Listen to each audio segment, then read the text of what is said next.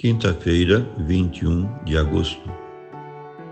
Meu querido irmão, minha querida irmã, estamos entrando na sua vida e muito gostaríamos de entrar no seu coração para aí semear a palavra de Deus, que é sempre a grande orientação para a nossa vida.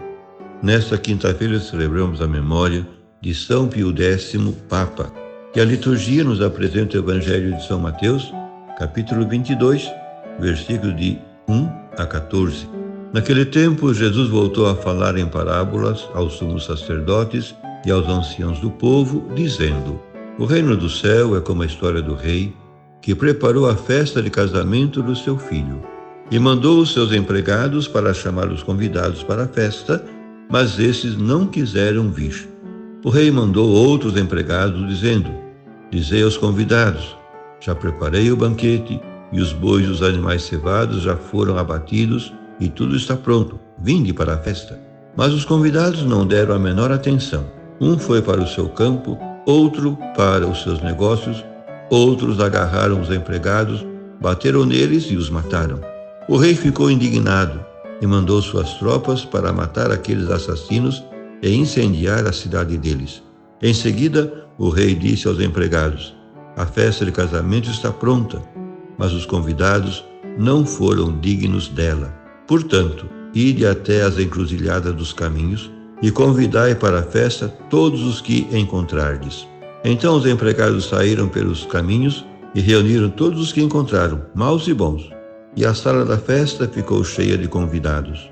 Quando o rei entrou para ver os convidados, observou ali um homem que não estava usando o traje de festa e perguntou-lhe: Amigo, como entraste aqui sem o traje de festa? Mas o homem nada respondeu. Então o rei disse aos que serviam: Amarrai os pés e as mãos desse homem e jogai-o fora, na escuridão. Ali haverá choro e ranger de dentes, porque muitos são chamados e poucos são escolhidos. Meu querido irmão, minha querida irmã, o Evangelho de hoje contém uma parábola principal, a do banquete nupcial, e outra secundária, independentemente da sua origem, mas acrescentada à mesma pelo evangelista, a do traje de festa. O reino de Deus é comparado por Jesus ao banquete com que um rei celebra as núpcias de seu filho. Para o festim, são convidados várias pessoas que, por diversas razões, se recusam a assistir. Alguns, inclusive, maltratam e assassinam os mensageiros que o rei lhes envia pela segunda vez. Como represália, esse destrói a cidade dos homicidas, e ao ficarem excluídos os primeiros convidados, o rei estende o convite a todos os viandantes ocasionais.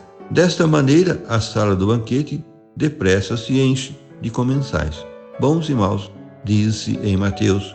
Pobres, aleijados, cegos e coxos, especifica Lucas em lugar paralelo. É óbvio que Deus é o Rei que apresenta o seu Filho Cristo, o esposo da nova humanidade da Igreja, por meio do anúncio dos profetas em primeiro lugar. Ao ser rejeitado posteriormente o próprio Jesus em pessoa pelos judeus, que foram os primeiros convidados, Deus abre as portas do banquete do reino a todos, bons e maus, pecadores e publicanos, gentios e pagãos. Aqui estão os novos destinatários do Evangelho do Reino para constituírem o novo Israel de Deus, que é a Igreja de Cristo, o povo da nova aliança. A destruição da cidade dos homicidas refere-se, sem dúvida, à destruição de Jerusalém no ano 70 pelas legiões romanas de Tito. Importa sublinhar a qualidade de sinal que também esse fato encerra. Por um lado, a destruição de Jerusalém é uma antecipação do julgamento último de Deus, como aparece no discurso escatológico de Jesus. E por outro, embora com a morte de Jesus tenha começado já a nova aliança, significa visivelmente o fim do Antigo Testamento ao retirar Deus a sua presença do templo destruído. Quando o rei entra para saudar os comensais, repara num que não traz o traje de festa, pelo que é lançado fora, porque muitos são chamados e poucos escolhidos. Conclusão que parece não se enquadrar com o exposto anteriormente, pois a sala está cheia de comensais e só um é excluído como convidado indigno por não trazer vestes apropriadas. Sem dúvida, o evangelista acrescentou essa segunda parábola com uma marcada intenção catequética, que significa o comensal expulso e condenado, embora admitindo as liberdades alegóricas de uma parábola, parece absurdo que o anfitrião exija etiqueta e protocolo a convidados tão casuais como os da segunda escolha.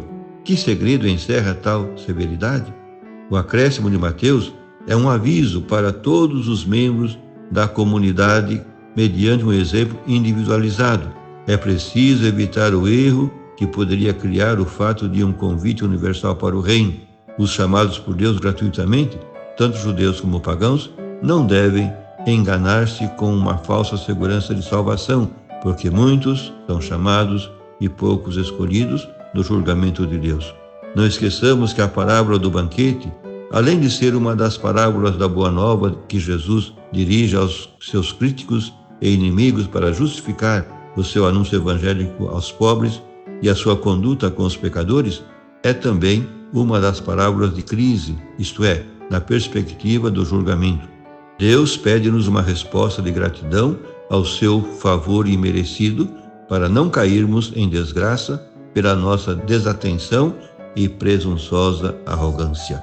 Por fim, rezemos. Nós te bendizemos, Pai, com os pobres da terra, porque nos reservaste um lugar na vida e na mesa aberta do banquete do teu reino, onde o corpo de Cristo é nosso alimento.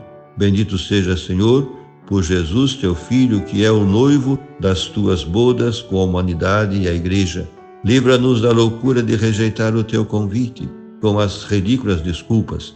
Reveste-nos da condição de nosso batismo, do homem novo nascido em Cristo pelo Espírito, para sermos dignos de nos sentar à tua mesa para sempre. Amém.